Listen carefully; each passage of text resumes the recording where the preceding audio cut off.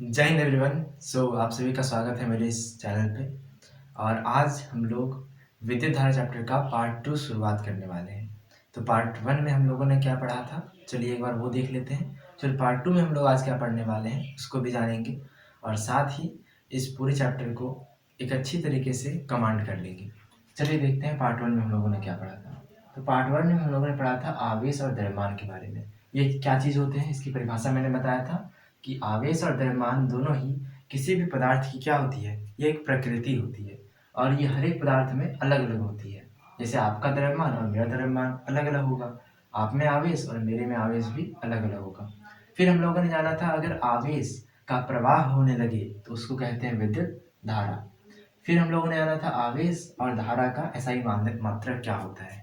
तो आवेश को मापते हैं कूलम में और धारा को मापते हैं एम्पियर में, राइट। तो फिर जाना था हम लोगों ने परिपथ क्या होता है।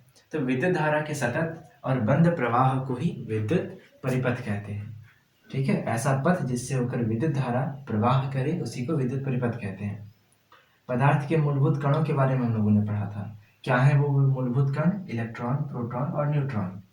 फिर हम लोगों ने पढ़ा था कुछ संकेत के बारे में, जैसे कि इसको बल्ब कहते हैं, फिर इसको प्रतिरोध कहते हैं, ऐसा कुछ हो तो इसको स्विच कहते हैं, या फिर ऐसा हो तो इसको कुंजी कहते हैं। ये कुंजी बंद कुंजी है। बंद कुंजी मतलब इसमें विद्युत धारा जा रही होगी।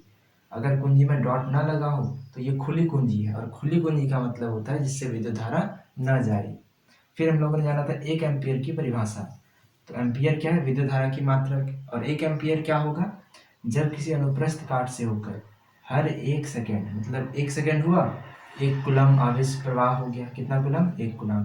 तो बोलेंगे प्रति सेकेंड अगर 1 कूलम आवेश प्रवाह होता है तो उसी विद्युत धारा की मात्रा को क्या बोलते हैं? 1 एम्पियर। और मैंने इसका डेफिनेशन भी आप लोगों को लिखवाया था।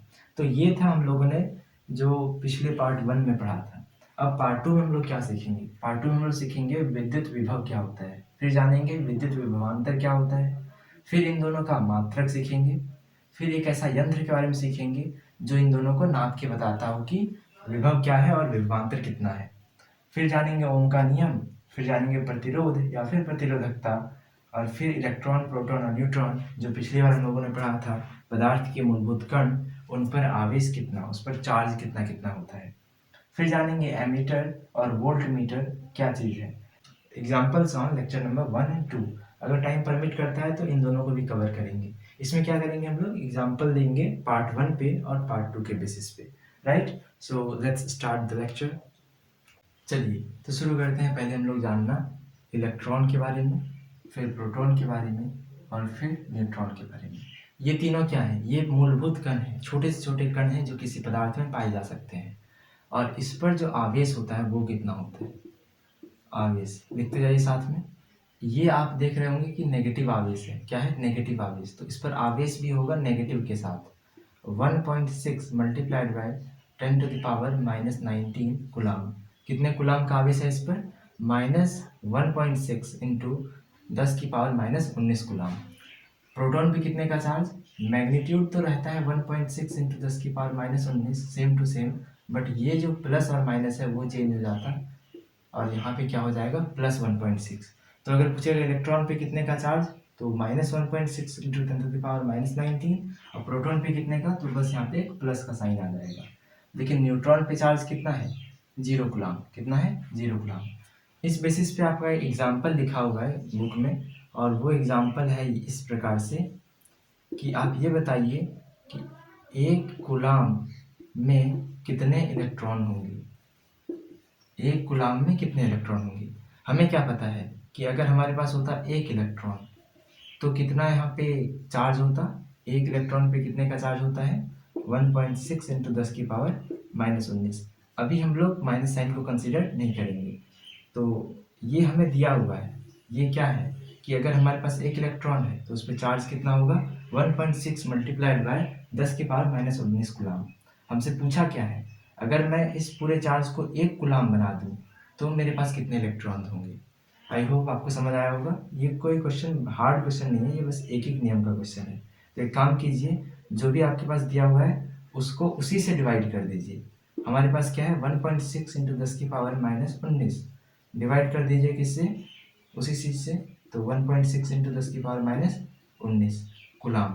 अब एक तरफ डिवाइड करने से काम नहीं चलेगा, दोनों तरफ डिवाइड करना पड़ेगा, तो इधर भी डिवाइड कीजिए 1/1.6 इंटू 10⁻19 और यहाँ हो जाएंगे इलेक्ट्रॉन का इलेक्ट्रॉन। अब जरा ध्यान से देखिए, जब भी पावर नीचे रहता है किसी माइनस साइन में तो वो ऊपर जाके प्लस हो जाता है, या फिर वो रहेगा प्लस में तो ऊपर जाके माइनस हो जाएगा। सॉल्व करते हैं इसको, क्या मिलेगा हमें, 1/1.6 इंटू 10⁻19 है, तो अभी मैंने बताया कि +19 हो जाएगा और यहाँ पे इलेक्ट्रॉन हो जाएंगे। अब जरा ध्यान से देखिए, इसको अगर आप भाग दीजिएगा 1/1.6, ये आएगा 0.625। आप ट्राई कर लीजिएगा 0.625, तो मैं इसको क्या लिखूंगा, 0.625 मल्टीप्लाइड बाय 10⁻+19 इलेक्ट्रॉन्स। हमें क्या पता चला कि अगर हमारे पास 1 कूलाम चार्ज है तो उसमें कितने इलेक्ट्रॉन्स हो जाएंगे, 0.625 इंटू 10⁻19 कूलाम। लेकिन अगर इसको और अच्छा से सॉल्व करें तो हमें क्या पता चलेगा कि हम 0.625 मल्टीप्लाइड बाय 10⁻+19 को क्या लिख सकते हैं कि 0.625 मल्टीप्लाइड बाय 10⁻1 मल्टीप्लाइड बाय 10⁻18। ये भी तो वही होता है, दोनों का बेस सेम है तो पावर जुड़ जाएगा और आ जाएगा 19। तो ये इस तरह लिख सकते हैं। बाकी ये कितना होता है, ये होता है 10, आगे वाला कितना है 10⁻18 और सामने है हमारे पास 0.625 मल्टीप्लाइड बाय दिस। इसको आप अगर गुणा करेंगे तो आपको मिलेंगे 625, एक पॉइंट शिफ्ट हो जाएगा और यहाँ पे दशमलव आ जाएगा, मल्टीप्लाइड बाय 10⁻18। इसको बराबर मानते हैं अप्रॉक्सीमेटली, लगभग कि 6 गुणा 10⁻18 होता है। क्या मानते हैं इसको, 6 गुणा 10⁻18। इसका आंसर क्या होगा, 1 कूलाम में लगभग 6 इंटू 10⁻18 इलेक्ट्रॉन मिलेंगे। कितने मिलेंगे, 6 इंटू 10⁻18। आपको पता है ये कितना होता है, 6 पर 18 जीरो देने होंगे। कितने जीरोस, 18 जीरो। तो 1 कूलाम में इतने सारे इलेक्ट्रॉन होते हैं, सोचिए जरा कितने जीरोस हैं यहाँ पे 18 शून्य है।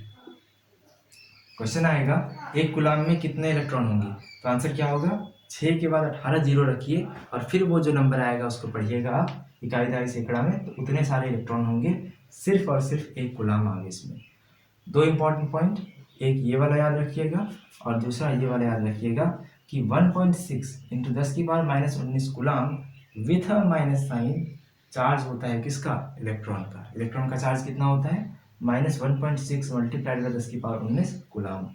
चलिए अब इसको आप उतार लीजिए, स्क्रीनशॉट ले लीजिए।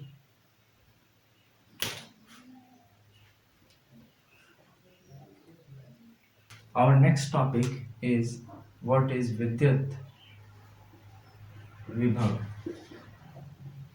हमारा नेक्स्ट टॉपिक क्या है कि विद्युत विभव क्या होता है। It is very simple. विद्युत विभव को किसी एक पॉइंट के लिए डिफाइन किया जाता है। इसके लिए किसी एक पॉइंट के लिए, तो विद्युत विभव को हम किसी भी एक पॉइंट के लिए डिफाइन करते हैं। तो मान लीजिए यहाँ पे हमारे पास एक पॉइंट है ए, क्या मान लिया हम लोगों ने, सॉरी किसी एक पॉइंट को पी मान लीजिए। अब मान लेते हैं कि कहीं अनंत पे, कहाँ पे, अनंत पे एक पॉजिटिव चार्ज था। मैंने बताया था आपको आवेश को अर्थात चार्ज को क्यू से दर्शाते हैं और प्लस लगा दिया मतलब वो धन आवेशित है, ठीक है। तो मान लेते हैं कहीं अनंत पे बहुत दूरी पे एक पॉजिटिव चार्ज है, धनावेश है, और जिसको हम उठा के ला रहे हैं कहाँ तक, इस पॉइंट पी तक। तो अगर मैं कहूँगा कि एक यहाँ पे ज़मीन है और यहाँ पे 5 किलो का एक बक्सा रखा हुआ है और आपको बोलूँगा धकेल के मेरे पास लाने के लिए, मैं यहाँ पे मैं खड़ा हूँ। अगर आप लाइएगा धकेल के तो कुछ ना कुछ तो कार्य करना पड़ेगा आपको। कार्य मतलब वर्क, जिसको W से दर्शाते हैं।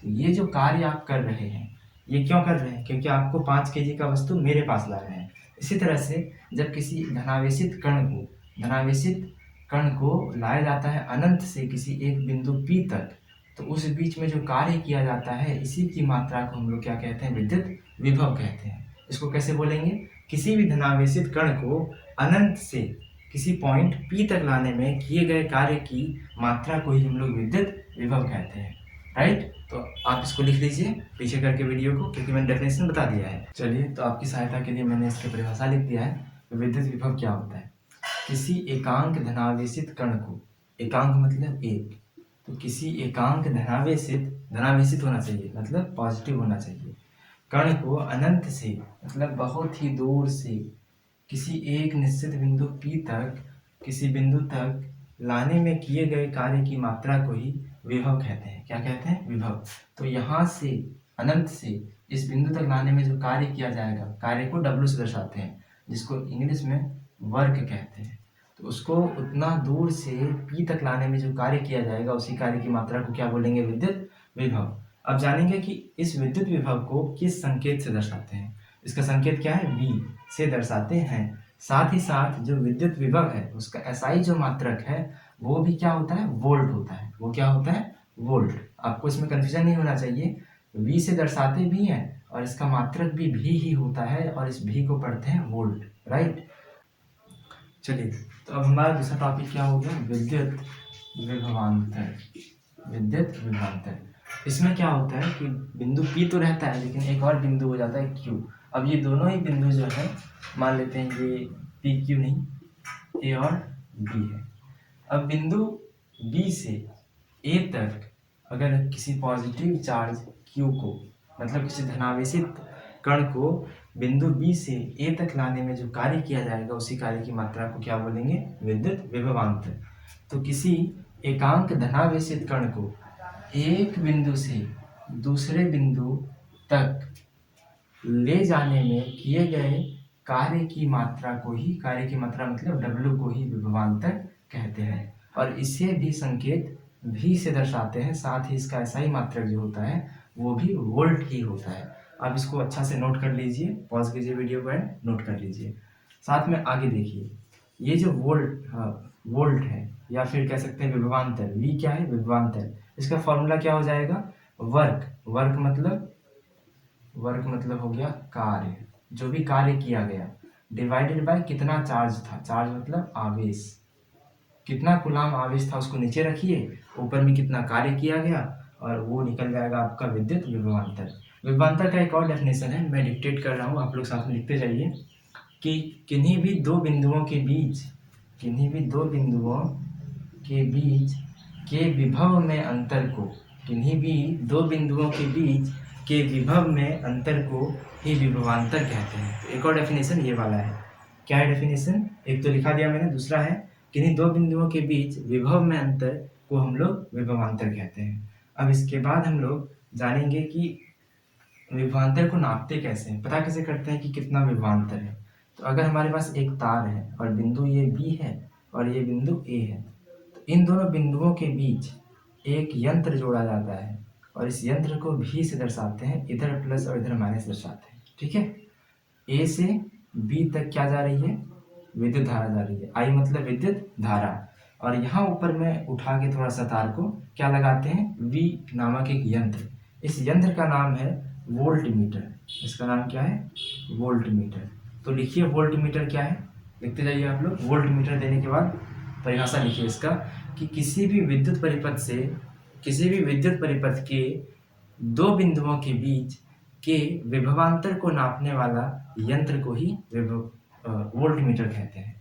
तो किसी भी विद्युत परिपथ के दो बिंदुओं के बीच के विभवांतर को नापने वाले यंत्र को क्या बोलते हैं? Volt meter. और इसे इस साइन से दर्शाते हैं, एक सर्कल के बीच में V डालते हैं और इधर प्लस और उधर माइनस दर्शाते हैं। ये प्लस इधर क्यों है? क्योंकि विद्युत धारा इधर से जा रही है।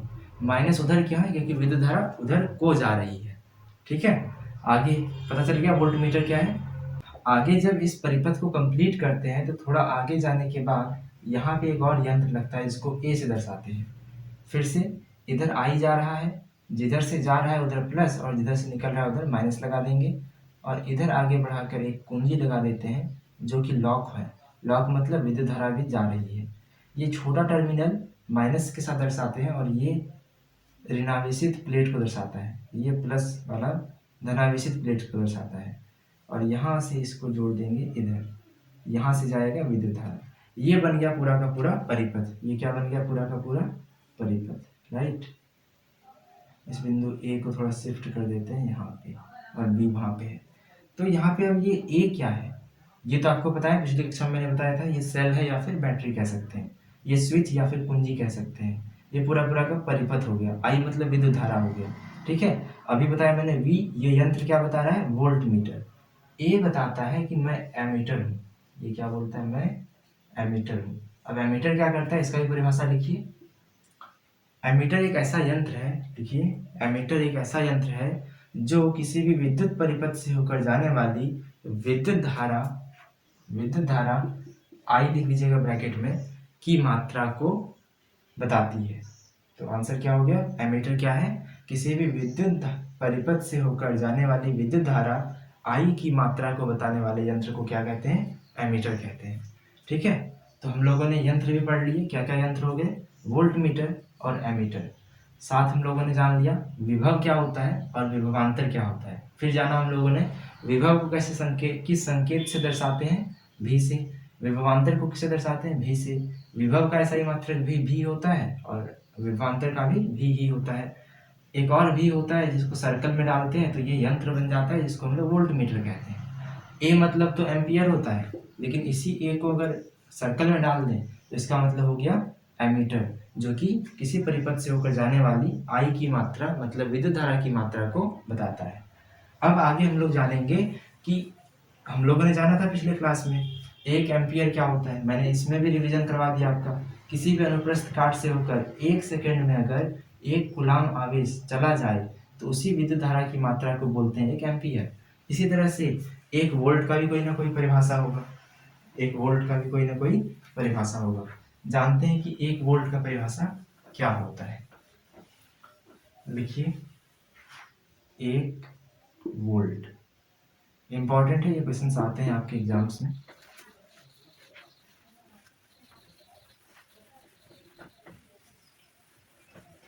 तो अभी हम लोगों ने एक फॉर्मूला पढ़ा था कि V बराबर मतलब विभवांतर बराबर वर्क बटे Q, ये था कार्य बटे आवेश। अब जानेंगे 1 वोल्ट की परिभाषा। तो इससे पहले कुछ चीजें जान लीजिए। इधर लिखूंगा मैं कुछ राशियां जैसे कि कार्य, फिर लिखूंगा ऊर्जा और फिर लिखूंगा शक्ति। लिखते जाइए कॉलम बना के। और इधर लिखूंगा मैं उसके एसआई मात्रक। तो कार्य का एसआई मात्रक होता है जूल, इंग्लिश में लिखते हैं इस तरह से, और इसको हिंदी में जूल आप लोग जानते होंगे। कार्य का एसआई मात्रक क्या हो जाएगा, जूल। ऊर्जा का मात्रक भी होता है जूल। इसके कुछ और मात्रक भी होते हैं, कैलोरी वगैरह, वो सब कमर्शियल मात्रक है। ये भी हो गया जूल। बट शक्ति का मात्रक आप लोग सब जानते होंगे, डब्ल्यू से दर्शाते हैं, वाट होता है। क्या होता है, वाट। सो वाट इज द एसआई मात्रक ऑफ शक्ति। शक्ति क्या है, पावर। तो इन तीन चीजों को याद रखिएगा। तो क्या कहूंगा मैं, 1 वोल्ट क्या है, डिक्टेट कर रहा हूं मैं, आप परिभाषा लिखते जाइए। किसी भी वायर के एक सिरे से दूसरे सिरे तक किसी 1 कूलाम धनावेशित कण को लाने में किया गया कार्य अगर 1 जूल हो तो दोनों बीच के विभवांतर, दोनों सिरों के बीच के विभवांतर को 1 वोल्ट कहते हैं। तो चलिए जानते हैं 1 वोल्ट विभवांतर की परिभाषा क्या होती है। तो यदि किसी चालक के दो सिरों के बीच, यदि किसी चालक के 2 सिरे हो गए, इनके बीच 1 कूलाम आवेश, कितने आवेश को, 1 कूलाम आवेश को एक से दूसरे बिंदु तक लाने में 1 जूल का कार्य किया जाए। ये एक बिंदु हो गया और ये हो गया दूसरा बिंदु। इस बिंदु से इस बिंदु तक अगर 1 कूलाम आवेश को लाओगे और कार्य तुमको करना पड़ जाए कितना, 1 जूल कार्य किया जाता है, तो उन दो बिंदुओं के बीच विभवांतर 1 वोल्ट होता है। तो क्या बोलेंगे कि इस बिंदु ए और बिंदु बी के बीच का जो विभवांतर है, तीर से दर्शाएंगे इसको ऐसा करके, तो विभवांतर कितने का है, 1 वोल्ट का है। आया समझ में। 1 वोल्ट विभवांतर क्या है, अगर किसी दो बिंदु के बीच प्लस 1 कूलाम आवेश को लाने में किया गया कार्य 1 जूल का है, तो दोनों बिंदुओं के बीच का विभवांतर कितना हो जाएगा, 1 वोल्ट हो जाएगा। इसको ऐसे भी लिख सकते हैं कि 1 वोल्ट बराबर कार्य का मात्रक जूल हो गया, तो 1 जूल बटे 1 कूलाम, कूलाम हो गया आवेश का मात्रक। क्यू मतलब क्या, आवेश, right. This is the definition of 1 volt. ये क्या है, 1 वोल्ट की परिभाषा है। अब हम लोगों का अगला जो टॉपिक होने वाला है वो जानेंगे कि क्या सभी तारों में समान विद्युत धारा प्रवाहित की जा सकती है? क्या सभी तारों में समान विद्युत धारा प्रवाहित की जा सकती है? अगर मेरे पास एक लोहे का कील है, मेरे पास एक एल्यूमिनियम का कील है और एक मेरे पास कॉपर का कील है, तो तीनों में से कौन से कील से या फिर कौन से वायर से होकर सबसे अच्छा विद्युत धारा प्रवाह हो सकेगा? मेरे पास ये जो वायर है, ये वायर है लोहे का, फिर मेरे पास एक वायर है सिल्वर का, राइट, चांदी का, और एक मेरे पास है एल्यूमिनियम का, ये है 1 नंबर, 2 नंबर और 3 नंबर। बताइए किससे होकर विद्युत धारा सबसे अच्छी तरीके से प्रवाह कर सकती है? तो आंसर आएगा, विद्युत धारा का सबसे अच्छा सुचालक होता है 2nd नंबर वाला, उसके बाद जो आता है वो आता है 3rd नंबर वाला, और उसके बाद आता है जो 1st नंबर में लिखा हुआ है। मतलब अगर विद्युत धारा को प्रवाह करना हो, अगर विद्युत धारा को चल के जाना हो, तो सबसे बढ़िया किसमें जा सकता है? 2nd वाले में, सिल्वर से होकर, चांदी से होकर, राइट। और उसके बाद अगर पूछा जाए तो एल्यूमिनियम से होकर, और उसके बाद अगर पूछा जाए तो लोहे से होकर। इसका मतलब क्या? हर एक पदार्थ में, हर एक पदार्थ के तार में कुछ न कुछ प्रतिरोध होता है। क्या होता है? प्रतिरोध, जिसके कारण वो विरोध करता है। तो अब जानेंगे हम लोग प्रतिरोध क्या है। तो प्रतिरोध लिखते जाइए, डिक्टेट कर रहा हूं मैं। किसी भी पदार्थ का वह गुण जिसके कारण वह अपने से होकर विद्युत धारा को जाने से रोकता है या फिर रोकने का प्रयास करता है। इसका मतलब क्या? ये प्रतिरोध क्या है? ये किसी भी पदार्थ का गुण हो सकता है। ये मेरा भी गुण है, आपका भी गुण है, इस मार्कर का भी गुण है, और ये बोर्ड का भी गुण है। एवरीथिंग इन दिस वर्ल्ड, हर एक चीज का वह गुण जिसके कारण वह खुद से जाने वाली विद्युत धारा को रोकता है या फिर रोकने का प्रयास करता है या फिर विरोध करता है, राइट। ये मेरे पास एक लोहे का तार है, इधर से जाना चाह रही थी कौन? विद्युत धारा आई। तो लोहा में जो कण होगा छोटा छोटा, वो क्या करेगा? इसको रोकने का प्रयास करेगा। वहीं इसमें जो सिल्वर में होगा, वहाँ भी कुछ कण होंगे, वो इसको रोकने का प्रयास करेंगे। वेयर एज अगर देखा जाए, यही विद्युत धारा अगर एल्यूमिनियम के तार से होकर जाए, तो यहाँ भी कुछ कण होंगे, वो भी इसको रोकने का प्रयास करेंगे। अब मैंने थोड़ा सा आपको ड्राइंग के द्वारा समझाने का प्रयास किया है। यहाँ पे देखिए कई सारे कण हैं, एक साथ हैं, तो लोहा वाला जो है वो इस विद्युत धारा को अधिक रोक पाएगा। अधिक रोक पाएगा मतलब विद्युत धारा कम प्रवाहित होगा, इसीलिए इसको मैंने लास्ट में रखा है, राइट। लोहा से कम है एल्यूमिनियम का कण, मतलब एल्यूमिनियम के कण इस विद्युत धारा को थोड़ा कम रोक पाएंगे। किसकी अपेक्षा? लोहे की अपेक्षा। मतलब जो दूसरा नंबर पे आएगा वो कौन आएगा? एल्यूमिनियम। सबसे ज्यादा कौन रोकता है? लोहा। फिर कौन सबसे ज्यादा रोकता है? एल्यूमिनियम। और सबसे कम कौन रोकता है? सिल्वर। ये बहुत ही कम रोकता है, इसीलिए इससे होकर सबसे ज्यादा विद्युत धारा प्रवाह होती है। इसी गुण को, जिसके कारण किसी भी पदार्थ का कण उससे होकर जाने वाली विद्युत धारा या फिर आवेश को रोकता है या फिर उसका विरोध करता है, उसी को बोलते हैं प्रतिरोध। और प्रतिरोध को हम लोग दर्शाते हैं इस तरह से, क्योंकि अगर हम लोग तार दर्शा देंगे इस तरह से, तो ये तो वायर हो गया ना, कुछ तो दर्शाना पड़ेगा एक्स्ट्रा। तो उसी के लिए यहाँ पे बीच में थोड़ा क्रिस क्रॉस इस तरह करके देते हैं, जो दर्शाता क्या है?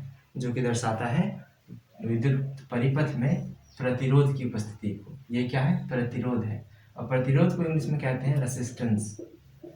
रेसिस्टेंस, इसीलिए इसको आर से भी दर्शाते हैं। तो बताइए, कहीं भी ऐसा आए दांत जैसा बना हुआ, इसको क्या बोलेंगे? आर से दर्शाएंगे, और रेसिस्टेंस बोलेंगे, हिंदी में प्रतिरोध बोलेंगे। अब जिस तरह से हम लोगों ने जाना, आई मतलब विद्युत धारा, इसका मात्रक हो गया एम्पियर। वी मतलब वोल्ट, इसका विभवांतर, इसका मात्रक हो गया वोल्ट। क्यू मतलब चार्ज या फिर आवेश, इसका मात्रक हो गया कूलाम। उसी तरह से प्रतिरोध को आर से दर्शाते हैं और इसका मात्रक होता है इस तरह का एक सिंबल। अब ये सिंबल क्या है, इसके बारे में थोड़ा जानते हैं। इसी सिंबल को हम लोग बोलते हैं ओम। इसी को क्या बोलते हैं? ओम। ओम क्या है? ग्रीक भाषा का एक लेटर है। जिस तरह आप लोगों ने सुना होगा अल्फा, बीटा, गामा, उसी तरह से इसको क्या पढ़ते हैं? ओम पढ़ते हैं, राइट। और ये पढ़ा था नाम किसके नाम पे? जॉर्ज साइमन ओम। एक वैज्ञानिक थे, भौतिक वैज्ञानिक, जिसके नाम पे क्या पड़ा था? ओम का नाम। तो ओम इसका नाम क्यों पड़ा है? कि बिकॉज ऑफ जॉर्ज साइमन ओम। किसके कारण से? जॉर्ज साइमन ओम के कारण से। इसको लिख लीजिएगा, हो सकता है ऐसा कुछ ना आ जाए।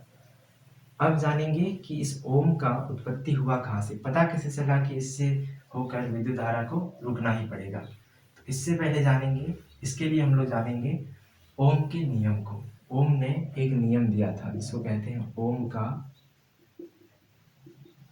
नियम। अब ये नियम क्या है, इससे पहले हमें दो टर्म सीखने होंगे, एक दो।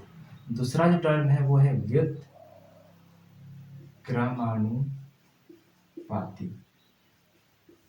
और जो पहला टर्म है वो टर्म है समानुपाती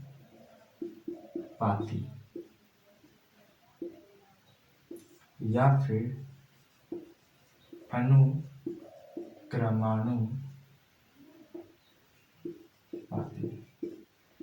कोई बोले समानुपाती या फिर अनुक्रमानुपाती, तो दोनों का मतलब सेम है, और कोई बोले व्युत्क्रमानुपाती, ये काफ़ी अलग होता है। जान लेते हैं अब हम लोग कि ये टर्म है क्या एक्चुअली। तो समानुपाती या फिर अनुक्रमानुपाती, इसको इंग्लिश में बोलते हैं, आप लोग लिख लीजिए खुद से, डायरेक्टली प्रोपोर्शनल। मतलब अगर मैं लिख दूँ यहाँ पे कि ए और इस तरह से बी, इसका मतलब क्या पढ़ेंगे, ए बी के समानुपाती है या फिर ए बी के अनुक्रमानुपाती है, दोनों बोल सकते हैं। जहाँ की अगर ऐसा लिख दे, इसका मतलब क्या है, ए और बी व्युत्क्रमानुपाती है। ए और बी क्या है, व्युत्क्रमानुपाती। मतलब ए अगर बढ़ा इसका मतलब बी घटेगा, बी अगर बढ़ा इसका मतलब ए घटेगा, इस तरह बताया जाता है। समानुपाती मतलब ए बढ़ेगा तो बी भी बढ़ेगा, ए बढ़ेगा तो बी बढ़ेगा, ए घटेगा तो बी भी घटेगा। लेकिन यहाँ पे उल्टा है, अगर ए बढ़ा तो बी घटेगा, अगर बी घटा तो अगर ए घटा तो फिर बी बढ़ेगा। यहाँ पे व्युत मतलब उल्टा पुल्टा, यहाँ पे उल्टा पुल्टा होगा, ए बढ़ा बी घटा, ए घटा बी बढ़ा। लेकिन समानुपाती या फिर अनुक्रमानुपाती में क्या होगा, ए बढ़ेगा तो बी भी बढ़ेगा, ए घटेगा तो बी भी घटेगा। इसका उपयोग होने वाला है, इसलिए मैंने इसको बता दिया, राइट इट डाउन। तो चलिए डेफिनेशन जानते हैं इसका, ओम के नियम का। तो ओम के नियम के अनुसार एक विद्युत परिपथ में धातु के तार के दो सिरों के बीच विभवांतर V जो होता है वह परिपथ से होकर जाने वाली धारा I के समानुपाती होती है, परंतु तार का तापमान समान रहना चाहिए। एक कंडीशन है यहाँ पे, क्या, तार का तापमान जो है वो कभी चेंज नहीं होगा, वो एक समान रहेगा। इस पर ओम का नियम क्या कहता है कि अगर आपके पास एक धातु का तार है, ठीक है, ये क्या है, धातु का तार, इसके दो सिरे होंगे ए और बी, और अगर इन दोनों के बीच का विभवांतर V है और इस परिपथ से होकर जाने वाली विद्युत धारा की मात्रा I है, तो ये विभवांतर V परिपथ से होकर जाने वाली विद्युत धारा I के समानुपाती होती है। क्या लिख सकते हैं, चित्र को बना लीजिएगा, लिख सकते हैं अर्थात V समानुपाती होगा I के। ऐसा ही मैंने बताया था कि समानुपाती वाले में सामने लिख देते हैं, एक बटे के, एक बटा नहीं लिखते हैं उसको, जैसे कि ये लिखना गलत होगा, ये लिखना गलत क्यों होगा, क्योंकि ये लिखते हैं व्युत्क्रमानुपाती के लिए, लेकिन हमारे यहाँ कहा गया है समानुपाती, तो V समानुपाती I हो जाएगा। अब इसको कैसे सॉल्व करें, हम लोगों ने बराबर का चिन्ह जाना होगा, लेकिन इसका तो नहीं जानते थे। अब सीखते हैं इसको कैसे सॉल्व करते हैं। तो लिख सकते हैं V बराबर IR, ये R एक्स्ट्रा कहाँ से आया, तो ये R जो है ये है नियतांक, ये क्या है, नियतांक। और बता देता हूँ ये क्यों आया एक्स्ट्रा, ये एक्स्ट्रा आया है क्योंकि हम लोगों ने समानुपाती के चिन्ह को किस में बदल दिया है, बराबर के चिन्ह में। इसके लिए कुछ एक्स्ट्रा आएगा और एक्स्ट्रा के रूप में कौन आता है, R। इसी नियतांक को हम लोगों ने बाद में जाकर नाम दिया था प्रतिरोध, राइट, जिसका मात्रक क्या था, ओम, और जिसका मात्रक किसके नाम पे पड़ा था, सर जॉर्ज साइमन ओम, उन्हीं के नाम पे पड़ा था इस नियतांक R या फिर रेसिस्टेंस, प्रतिरोध का नाम, ठीक है, मात्रक का नाम। हम लोग यहाँ से क्या सीखे कि V जो होता है वो समानुपाती होता है I के, और अगर समानुपाती का चिन्ह हटा दें तो लिख सकते हैं हम लोग V बराबर IR, और इसके लिए ये चित्र बनाना इम्पोर्टेंट हो जाता है। ये चित्र कैसे पढ़ेंगे, इस चित्र को पढ़ने का तरीका है, ये एक धातु की तार है, राइट, और इसके 2 सिरे हैं और इन दोनों सिरों के बीच का विभवांतर क्या है? V है और इससे होकर जाने वाली विद्युत धारा I है। तो हम लोग कह सकते हैं V समानुपाती होगा I के। V समानुपाती किसके होगा? I के। और समानुपाती का चिन्ह हटाने के बाद बराबर के साथ में एक R एक्स्ट्रा आएगा और यहाँ पे ये जो R है उसी को हम लोग कहते हैं नियतांक या फिर कांस्टेंट। और इसी R का नाम बाद में जाकर प्रतिरोध रखा गया जिसका मात्रक ओम हो गया था। ठीक है, तो ये है ओम का नियम। ओम के नियम के अनुसार एक विद्युत परिपथ में धातु के तार के 2 सिरों के बीच विभवांतर V परिपथ से होकर जाने वाली विद्युत धारा I के समानुपाती होती है, परंतु तार का तापमान समान रहना चाहिए। ये पूरा हो गया ओम का नियम।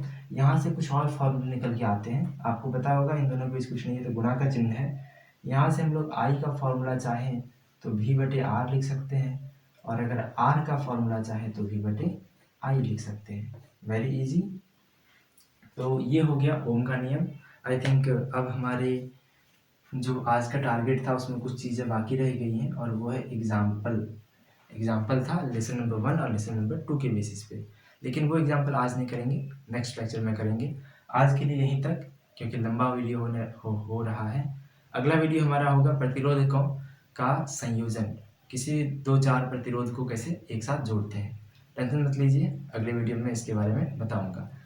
टिल देन आप लोग का होमवर्क क्या रहेगा कि आप लोग होमवर्क लेसन नंबर 1 जो था और आज का लेसन नंबर 2 दोनों को वेल रिवाइज कर लीजिएगा, अच्छी तरीके से रिवीजन कर लीजिएगा। नेक्स्ट वीडियो आई थिंक 1-2 दिन में आने वाला है, आ जाएगा आप लोगों के पास। और इन दोनों को रिवीजन करने के साथ साथ बुक रीड कर लीजिएगा NCERT का, वेरी इंपॉर्टेंट। और बेफिक्र रहिए, you will get qualified for Akansa 40. Thank you so much. Keep watching my videos, keep sharing my videos and subscribe to my channel. जय हिंद। है एवरीवन, सो अगर आपको इस वीडियो के हैंड रिटन नोट्स चाहिए तो प्लीज़ कमेंट कीजिए। Thank you.